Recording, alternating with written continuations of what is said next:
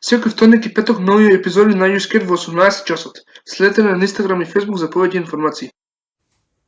Здраво сите и добровате во втората епизода на новата сезона на YouScared. Денес го обработуваме убиството и чезнувањето на фамилијата Джемисон. Фамилија во Оклахома САД која што исчезнува под многу bizarни околности. Верувате не знам каде да почнеме овој случај, затоа ќе ја препрашувам презентациите да си го направат своето. На 8 октомври 2009 година, семејството Джемисон, составено од Боби Джемисон, 44 години, Шерлин Джемисон, 40 години, и нивната 6-годишна ќерка Медисон Джемисон беа видени за последен пат пред да исчезнат. Семејството кој живеел во Еуфала, Оклахома, во времето на нивното исчезнување, последен пат го видел човек кој живее во планините во југоисточна Оклахома. Джемисоните беа во близина на оваа област за да видат парцела 40 хектари што тие сакаат да ја купат. Бизарно, тие планираат да живеат на тоа земјиште во контейнер за складирање, што веќе го поседува на нивниот сегашен имот во Еуфала. На 16 октомври, 8 дена откако Джемисоните последен пат беа видени живи, се случи првото големо откритие во случајот. Ловците на оддалечена локација во шумата на околу 1/4 милја од последната локација на Джемисоните го откриле камионот на Джемисон отпуштени и се уште заклучен. Внатре во камионот инспекторите го пронајдоа паричникот на Боби, чантата на Шерлин, јакни, GPS, мобилниот телефон на Боби, готовина од $32,000 во банкарска торба скриена под возачкото седиште и конечно куќето милениче на Джемисон, Мейси, кое беше прегланато и неверојатно, се уште живо. Мобилниот телефон на Боби беше пронајден во камионот и се одржаше фотографија на неговата ќерка Медисон, за која се верува дека направена еден ден пред да исчезнат. Поранешниот шериф на округот Латимер, Израел Бошам, на крајот изјави: "Мислам дека биле принудени да застанат и да излезат од камионот за да се сретнат со некој што го препознале. И мислам дека тие или доброволно си заминале или со сила некој ги извлекол." GPS-от во камионот посочи дека семејството било подалеку од блискиот рид пред локацијата каде што биле пронајдени нивниот камион и предмети. Истражителите ги следеа GPS-от координатите и таму пронајдоа отпечатоци. Еден ден подоцна, на 17 октомври, над 300 луѓе, вклучително и власти и волонтери, формираа голема потрага по воздух и по копно. За жал, немаше напредоци и потрагата по Джемисоните беше прекината, што доведе до второто големо и несреќно откритие на случајот. На 16 октомври 2013 година, ловците беа во потрага по локација за лов на елени и во длабоката шума, кога наидоа на делумни скелетни остатоци од 3 тела на двајца возрастни едно дете. Остатоците се открили на помалку од 3 милји оддалеченост од местото каде што исчезнаа Джемисоните 4 години претходно. Претресот на службениците што следеше ќе открили чевли, парчиња облека, заби на возрастен човек, коски на возрастен човек од раци и нози и фрагменти од коски. Коските на крајот ќе бидат потврдени како исчезнатото семејство Джемисон. Државно-медицински доктор во Оклахома, доктор Џошуа Лантер, објави дека причината и начинот на смртта се непознати, најверојатно поради фактот што скелетните остатоци не биле целосни. Лантер изјави дека нема докази за траума, иако не може целосно да се исклучи поради нецелосните остатоци. Лантер исто така не може да исклучи болест. Имаше и докази за постхумана штета од животни. Конечниот извештај на Лантер за случајот наведува дека смртта настапила под сомнителни околности. Други предмети што вреди да се напоменат од истрагата се што недостасува автовка и пиштол од калибар 22, регистриран на Шерлин Джемисон. И двата предмета никош не биле пронајдени. И Боби и Шерлин не работе во времето на нивното исчезнување поради попреченост и прима социјална помош. Боби беше на социјална поради сообраќајната несреќа, иако една работа што вреди да се напомена дека мајката на Шерлин, Кони Кокотан, изјави дека не знае за спогодба од сообраќајната несреќа што може да ги објасни $32,000 во готовина пронајдени во камионот на Джемисон. Ни Кокотан, ни некој друг не знаат каде се овие пари. Поранешниот шериф Израел Бошам, додека беше во истрага, изјави дека се чини дека нема знаци дека Джемисоните били во неволја или сакале да започнат нов живот. Еден чуден детал во случајот беше безбедносната снимка направена надвор од домот на Джемисон. Снимката, која не можеме да ја прикажеме заради технички причини, според Daily Mail била денот кога заминали и покажува како парот прави неколку тивки патувања меѓу автомобилот и нивниот дел, додека методично се спакувале за да заминат. Тие се движеа на начин што Бошам го опиша како, цитирам, сличен на транс. На видеото тие понекогаш само застануваат во место и зјапаат еден во друг. Бошан исто така рече: нормално може да поминете низ истрага и еден по еден да започнете да елиминирате одредени сценарија. Ние не успеавме да осториме тоа во овој случај. Со ова семејство се изгледа возможно. Со сите можни податоци и факти на масата, мислам дека е време да сокнеме во теориите за исчезнувањето и убиството на фамилијата Джеймисон.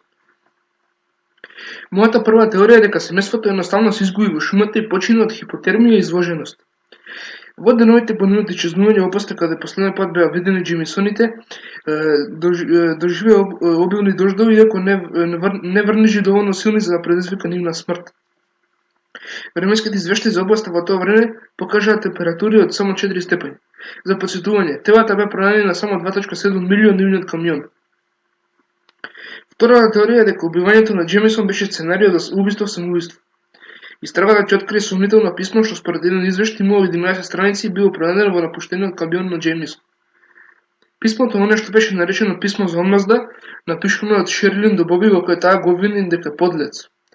Во семејниот дом е пронајдено уште едно писмо за кое се вели дека се споменува смрт. Според поранешниот шериф Бошамп, тие сигурно биле семејство обсенато со смрт. Сепак, мајката на Шерлин постојано повторува дека Боби и Шерлин биле добри родители. Како што реков од сега почеток, мислам дека некој ги уби, едноставно нема шанси Боби и Шерлин да дозволат такво нешто се случи со Медисон, освен ако нешто не им се случило на нив, кажа мајката на Шерлин.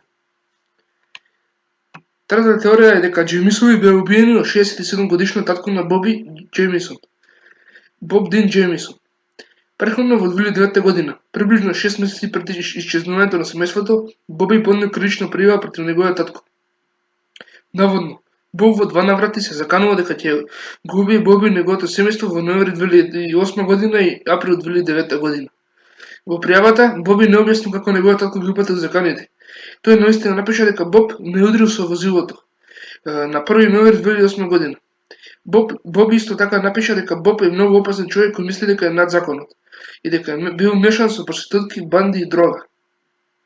Понатаму, Боби во својата петиција изјави: целото моје семејство е многу сплашено за нивните животи, се плашам во секое време. Во случајот беа дадени сведоштва и судијата ја отврли заштитната наредба на 18 мај 2009 година. Боби Джеймисон исто така беше во процес да го тужи својот татко во времето на исчезнувањето на семејството Джеймисон.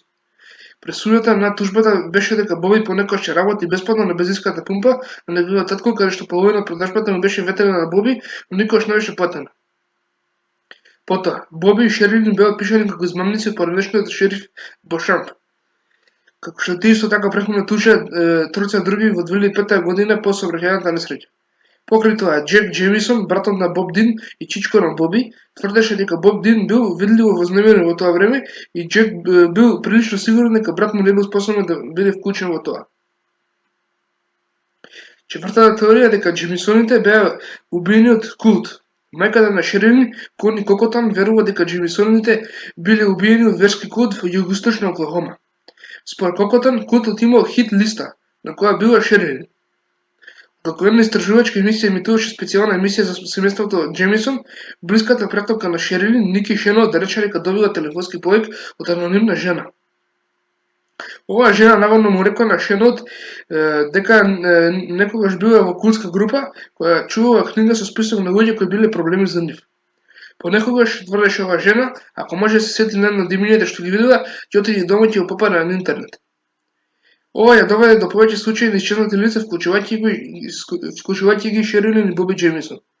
Во една статија од 1993 година во Оклахома беше наведено дека неколку култови се појавиле околу источна Оклахома, иако американскиот маршал по име Джеймс Веб додал дека немало никакви активности во последните неколку години.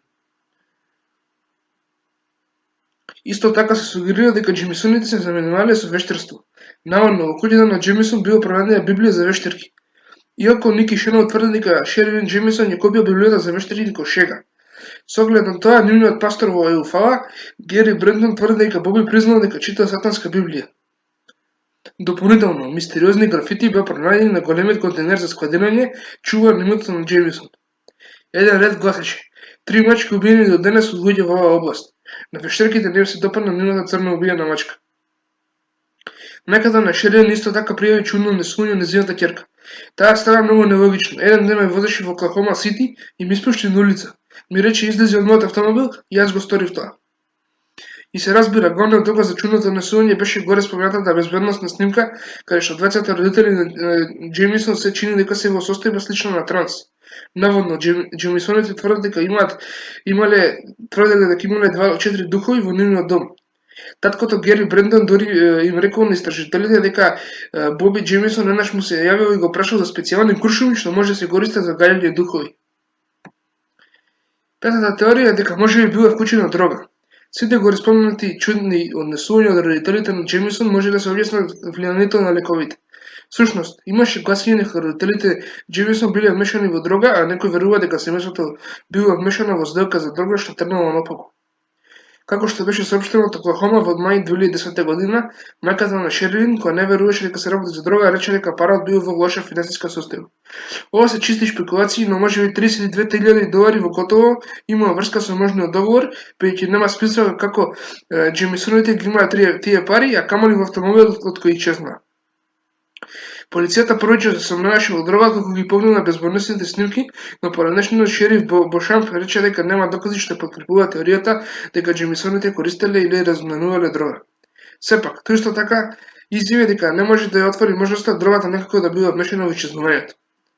Да бидеме фер, многумина посочи дека Джеймисон веројатно нема да ја земеле 6-годишната Медисон со себе да се случи некаков настан поврзан со дрога. Така, значи, откога го разгледавме целиот случај теориите, морам да кажам дека овој случај е многу чуден и јас не знам од каде да почнам. Значи, се работи за фамилија во Оклахома која исчезнува, нели? И по неколку години нивните остатоци се пронајдени во шумата. Останатото ние го покривме во презентациите. За теориите морам да си го кажам моето мислење. Првата и втората теорија ми се, да речем, многу невозможни. Првата теорија беше дека тие едноставно се изгубиле во шумата и умреле од хипотермија. Да, имало дождови, било и ванно време тогаш, но не ми се верува дека троцата Джеймисони не би се снашле вако и не би искочили од шумата. Но сепак, нели, и така и вака пишува дека температурата не била толку во минус за тие да се замрзнат. Втората теорија дека било како сценарио за убиство самоубиство, дека некој од фамилијата се убил, некој од фамилијата губил друга жена, а потоа се самоубил, и тоа не ми се верува. Тоа ако сакале да го направат, не би вклучили нивната 6-годишна ќерка во тоа сценарио. Таа теорија исто така можем да кажем дека е невозможна. Додека зборуваме за третата теорија, дека таткото на Боби Джеймисон ги убил, тоа мислам дека може да биде случајот, и тоа како може да биде оваа теорија точна, затоа што Боби им се заканувал, таткото тоест на Боби им се заканувал неколку години пред тоа, имал причина за да го убие синот, сепак колку чудно да звучи ова да си го убие синот, сепак имал причина дека немал. Сега тоа дали би можел да ја убие целата своја фамилија на синот, не знам дали колку и дали може воопшто да го направи тоа таткото на Боби Джеймисон. Сепак трета теорија држи вода, многу добро држи вода. Четвртата теорија е дека Джеймисонови биле убиени од култ. Оваа теорија мислам дека има најќе, така да речем, докази. Мајката на, со други зборови, мајката на Шерлин ја дала оваа теорија во јавност дека Джеймисони биле убиени од некој култ. Имам, како што кажам, многу докази за оваа теорија, исто така ми се допаѓа оваа теорија дека ова е тоа што се случило со троцата Джеймисони. Петата теорија е дека дрога била инволвирана во нивниот смрт, односно тие со колата отишле да прават сделка за дрога и оттаму биле и парите лично и нашле во колата. Оваа теорија ми се допаѓа, да, мислам дека оваа теорија има еднакви шанси да ви стигнете со претходната теорија дека биле убиени од култ. Ама сепак мислам дека тие ако правеле сделка со дрога не би ја понеле со себе ќерката. Ова истото важи нели за првата и втората теорија, дека ако преминале да направат нешто со што би ја внесле во опасност ќерка, дека не би ја зеле со нив. И така, како што кажам на почетокот, тоа е многу бизарен случај кој што не знам каде да почнам, и така да овој случај во Айрискет ќе биде еден од случаите што јас не знам која теорија попрво може да биде вистината. Сите може да бидат вистините, ама и сите може да не бидат вистините. Секоја теорија си има свој свои позитивни и негативни факти, односно нешто што е поддржува, нешто што е негира теоријата, така да барем за некој време овој случај ќе остане неразјаснет. Се гледаме во следната епизода од Are You Scared? Како што кажав, сетницата ја сменивме за третата сезона. Од сега епизодите ќе излегуваат во вторник и петок во 18 часот. Следете на Facebook и Instagram, сабскрайбнете, лајкнете во видеото. Се најдобро, пријатно и се гледаме во третата епизода од Are You Scared?